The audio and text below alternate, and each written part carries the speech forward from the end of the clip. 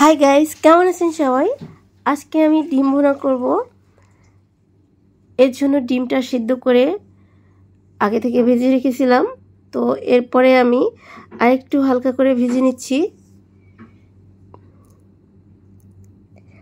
ডিমটা ভাজা হয়ে গেলে ডিমটা তুলে নিয়ে পেঁয়াজ কুচি, রসুন কুচি আর কাঁচামরিচ কুচি দিয়ে একটু হালকা ফ্রাই করে নিচ্ছি।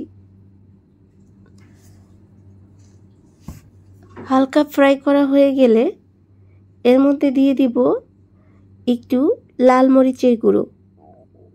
এটা আপনার পছন্দ অনুযায়ী দিতে পারেন, চাইলে স্কিপ করতে পারেন। এরপরে দিয়ে দিব হলুদের গুঁড়ো।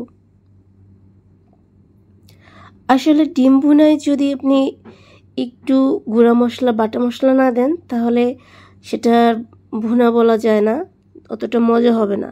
ভুনার জন্য আপনাকে গুঁড়া মশলা, বাটা মশলা এগুলো দিতেই হবে। ডিম ভুনাটাকে আরেকটু টেস্টি করার জন্য আমি এখানে দিয়ে দেব গোটা এলাচি এবং দারুচিনি আর একটু তেজপাতা দিয়ে দিলাম। একটু নেড়েচেড়ে নিতে হবে। চুলার আঁচটা কমিয়ে রাখতে হবে, না হলে গুঁড়ো মশলাগুলো পুড়ে যাবে। দিয়ে দিলাম স্বাদ মতো লবণ। হালকা একটু নেড়ে নিচ্ছি।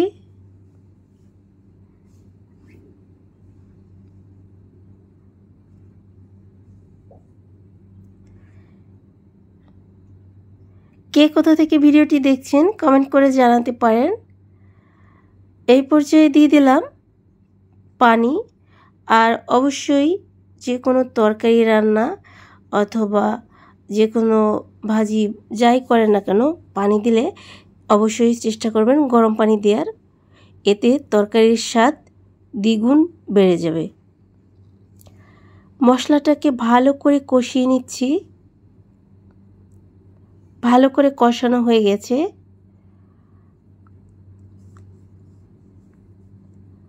আজকের এই ভিডিওটি ভালো লাগলে অবশ্যই লাইক, কমেন্ট, শেয়ার করতে ভুলবেন না। আর আমার চ্যানেলটি ঘুরে আসতে পারেন। এখানে অনেকগুলো রান্নার ভিডিও দেওয়া আছে, রেসিপি সহ। আর ভিডিওটি বেশি বেশি করে শেয়ার করে দিবেন। এই পর্যায়ে আমি দিয়ে দিব ভেজে রাখা ডিম। ভেজে রাখা ডিমগুলো দিয়ে দিচ্ছি। আলতো করে নেড়ে দিচ্ছি যেন ডিমটা ভেঙে না যায়।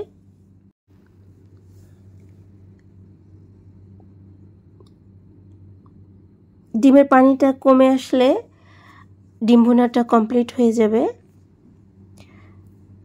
তো দেখুন দেখতে কতটা লোভনীয় হয়েছে আর অনেক সুন্দর লাগছে, তেমনি খেতেও অনেক মজা হয়েছে। আজকের ভিডিওটি এখানেই শেষ করছি।